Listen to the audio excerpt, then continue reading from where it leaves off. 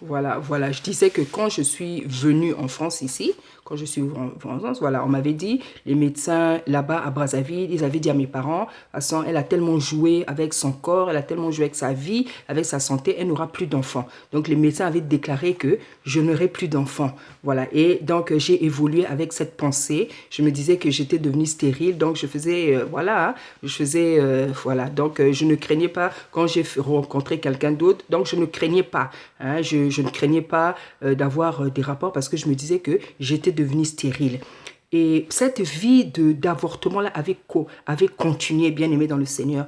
Bien aimé dans le Seigneur, si je te dis, moi, combien de fois j'ai avorté, tu ne vas pas le croire. Moi, je suis un témoin vivant que Dieu, c'est un Dieu de miséricorde. Hein, je suis un témoin vivant que Dieu, c'est un Dieu de miséricorde. Bien aimé dans le Seigneur, moi, aujourd'hui, j'ai 7 enfants. Mais si je n'avais pas avorté, je serais le genre de femme qui, aujourd'hui, aurait peut-être 14 enfants, 15 enfants, sinon plus. Parce que je suis une femme très, très, très féconde.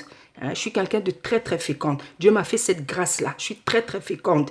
Voilà, donc j'aurais peut-être 14 ou 15 enfants aujourd'hui. Et le diable, sachant ça, a joué avec ma vie, m'a donné un esprit qui faisait que je puisse tomber enceinte comme ça, je puisse tomber enceinte. Donc, au lieu de garder ces enfants-là pour le mari que Dieu m'avait choisi, eh ben, j'avortais parce qu'effectivement, comme j'étais jeune, je ne pouvais pas garder tous ces enfants. Donc, voilà ce que a été le plan du diable dans ma vie. Et j'ai continué cette vie d'avortement, bien aimé dans le Seigneur. Même quand j'ai eu mon premier enfant, j'ai continué à avorter. Même quand j'ai eu le deuxième, j'ai continué à avorter. J'ai avorté pendant des années. C'était vraiment un esprit qui m'avait collé à la peau.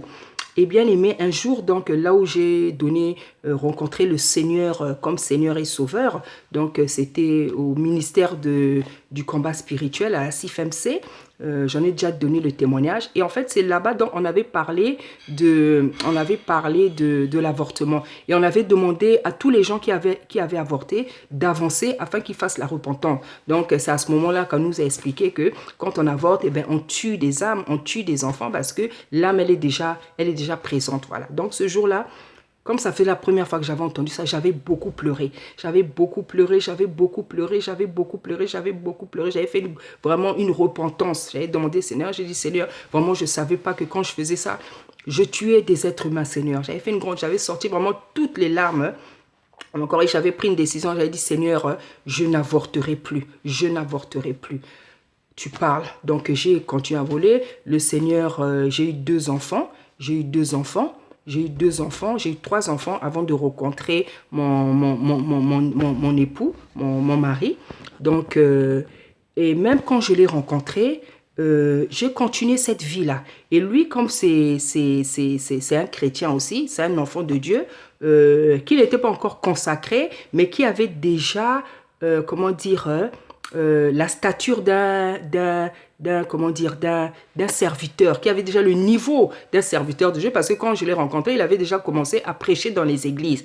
Donc, quand on a été confronté à ce problème, il m'a dit, mais comment toi, tu es enfant de Dieu, toi, tu es chrétien, tu peux avoir des idées comme ça. Parce qu'en fait, quand on s'est rencontrés, le Seigneur n'avait pas encore parlé.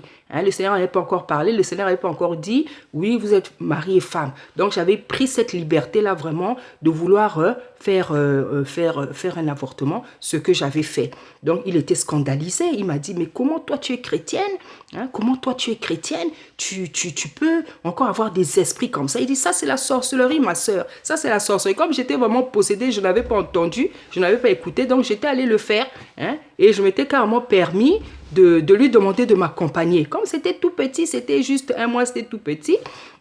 Donc, ça s'est fait rapidement. Donc, il était scandalisé pendant qu'on était dans le taxi, quand il m'accompagnait. Il était scandalisé. Pendant tout le trajet, vraiment, il n'avait rien dit parce qu'il était scandalisé par ce que je faisais. Et c'est plus tard qu'il me disait, mais tu sais, ma soeur, je t'avais pris vraiment, tu sais, Corinne, je t'avais pris comme une petite sorcière. Je me suis dit que tu avais l'esprit de la sorcellerie. Mais il était vraiment abattu, scandalisé, que vraiment quelqu'un qui se disait chrétienne puisse faire des choses comme ça. Et voilà, après...